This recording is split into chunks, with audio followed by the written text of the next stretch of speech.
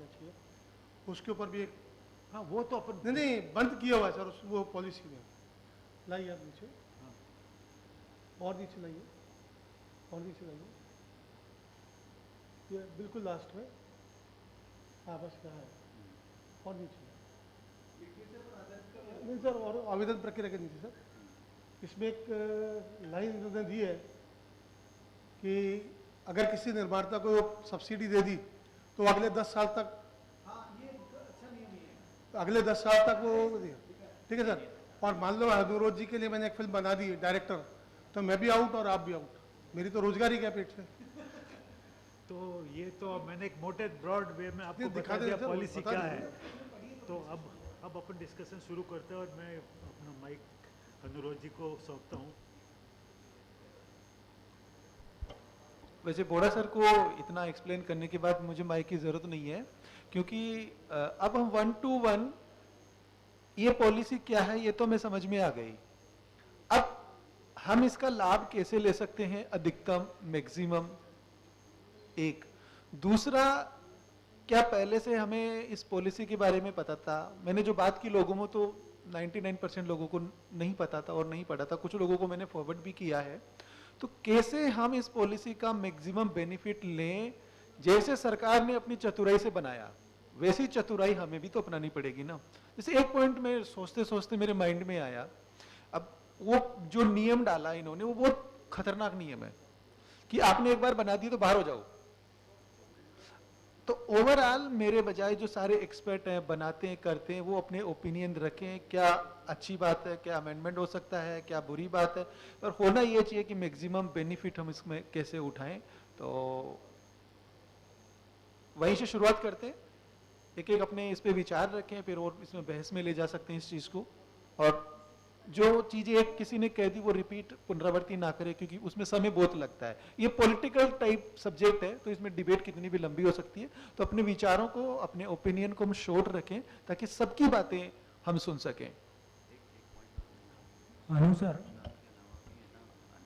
एक पॉइंट मैं और मेंशन करना चाहता हूँ। अनुदान के अलावा भी अगर कितनी मूवीज़ बनती हैं और कितनी एग्जिबिट के लायक होती हैं और कितनी एक्चुअल में एग्जीबिशन पर जाती हैं, इन 3 प्लेटफॉर्म पर भी चर्चा करना जरूरी है, क्योंकि हम लोग लेकर के जा रहे हैं राजस्थान फिल्म को उस मंच पर, तो एग्जिबिट ही नहीं हो रही हैं वो मूवीज़, तो फिर उसका भी एक चर्चा होनी कर वहां तो मैं एक पॉइंट ऐड कर दूं, सारी पॉलिसी एक तरफ और एक चीज एक तरफ करते कि कुछ अच्छी फिल्में बनाने के लिए खुद चला के गवर्नमेंट अनुदान देकर उनको रिलीज करवा दे। केरला में क्या होता है, film development corporation of Kerala है, खुद के थिएटर है, खुद फिल्में बनाते हैं, खुद रिलीज करती है गवर्नमेंट।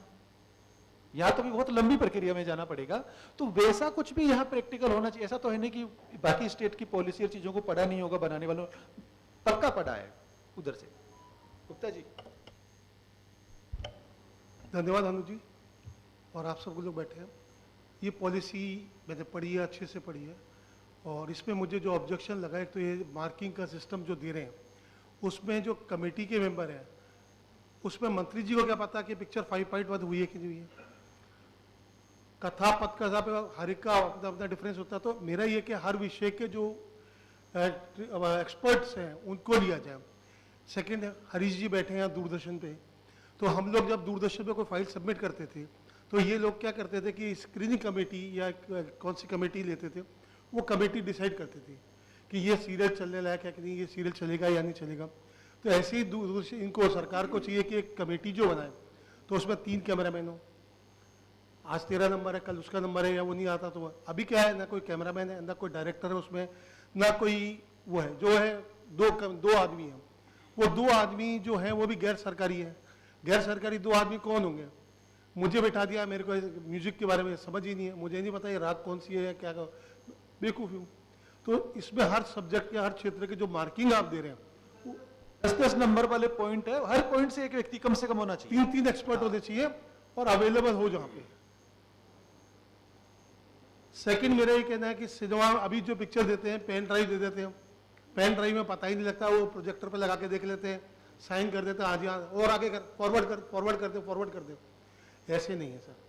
आप सिनेमा हॉल में बाकायदा पिक्चर दिखाइए, प्रोड्यूसर को बोलिए कि सिनेमा हॉल बुक करें और बुक करें। क्योंकि इससे पहले जब हम टैक्स फ्री पिक्चर करवाते थे, हम लोग जब टैक्स फ्री करवाते थे बाकायदा एक शो सिनेमा हॉल में दिखाते थे और ऑडियंस के साथ में दिखाते थे, अपनी बुलाई हुई ऑडियंस होती थी कि भाई देख लो, और सरकार की जो पर्यटन विभाग से या आर्कोलॉजी डिपार्टमेंट से जो भी लोग आते थे, सब लोग आते थे और वो पिक्चर देखते थे, वो मार्किंग देते थे। तो सिनेमा हॉल के बिना कैसे पता लगेगा क्वालिटी क्या है, क्योंकि क्वालिटी का पता तो सिनेमा हॉल में पिक्चर लगने के बाद ही आएगा, वैसे पता नहीं लग सकता है। तो दूसरी बात, तीसरी बात, ये बहुत बड़ा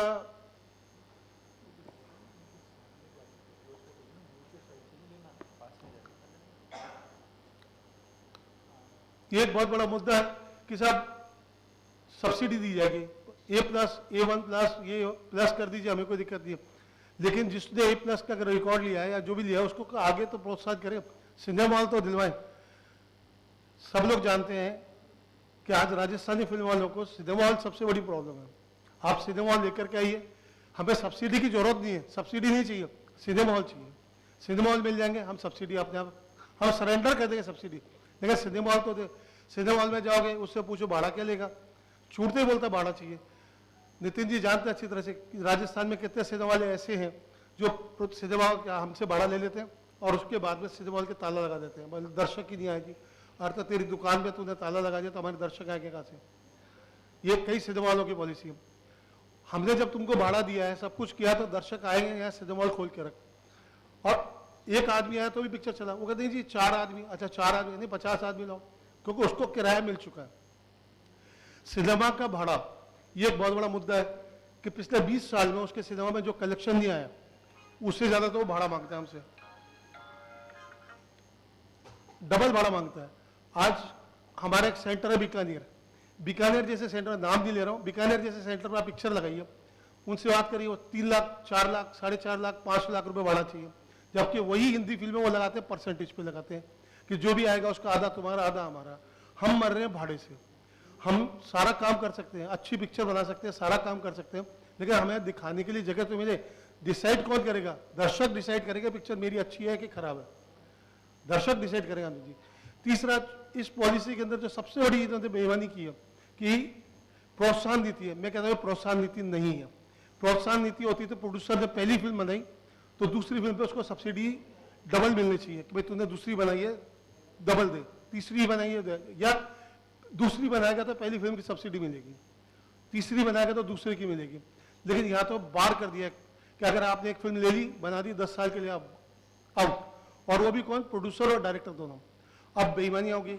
मैं मेरा बैनर एस्टेब्लिश करना चाहूँ कि साहब कोई भी आदमी XYZ वीणा कैसेट मान लीजिए, वो ओरिएंटल कैसेट या किसी और बैनर पर बनाने, तो एक बैनर एस्टेब्लिश होता है, बहुत मुश्किल लगती है उसका एस्टेब्लिश होना।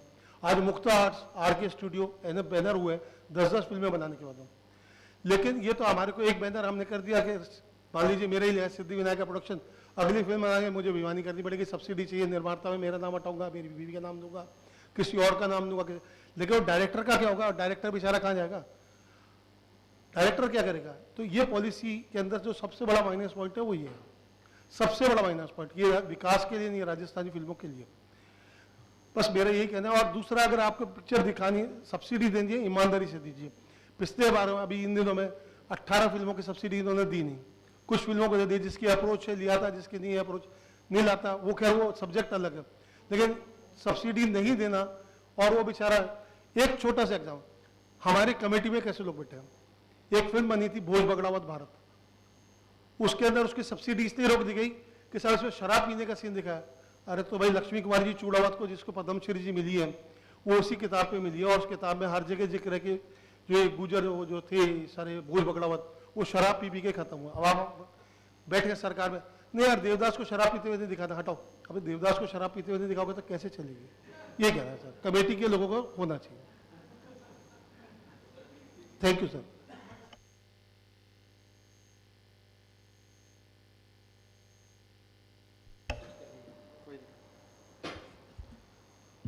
थैंक यू सभी का। मेरा कहना इतना सा है कि फिल्में केवल बड़े लोग नहीं बनाते, फिल्में और भी लोग बना रहे हैं।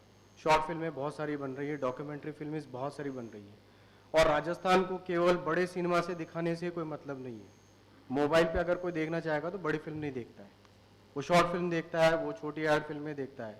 ऐसे में हम लोगों के लिए क्या किया जा रहा है, ये मुझे अभी तक इसमें कुछ भी नज़र नहीं आया। शॉर्ट फिल्म बनाने वाला भी अपनी जेब से पैसा लगा के फिल्म बना रहा है, तो उसके छोटा लिए इसमें नहीं, ये फुल लेंथ फिल्मों के लिए है। मैं समझ गया सर, लेकिन हम भी तो नए उभरते लोग हैं। मैं अगर आप लोगों का छोटा हूं तो मैं आपसे उम्मीद करता हूं कि मेरे लिए आपको सपोर्ट करेंगे, ये एक उम्मीद होती है सर।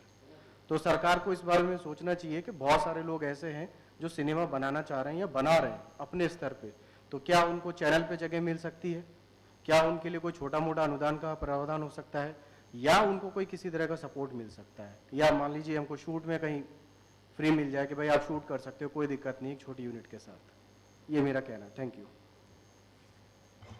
साहब जी। सर मुझे जो इसमें एक चीज़ लगी कि इस पॉलिसी में जो सर भी आपने भी जो कहा उससे मैं अग्री करूंगी कि इसमें जो कमेटी है उसमें राइटर्स और इंटेलेक्चुअल्स को शामिल किया जा सकता है, जिससे कि वो फिल्म के बारे में, स्टोरी लाइन के बारे में या उस तरह के जो एस्पेक्ट्स हैं उन पे और ज़्यादा, जब फिल्म से रिलेटेड मार्किंग हो या फिल्म सिलेक्शन हो तो उस पर अपने विचार रख सकें और जो भी फिल्म बनकर आए वो ज़्यादा मासेस तक पहुँचे, ज़्यादा मीनिंगफुल और सोलफुल फिल्म बन सके।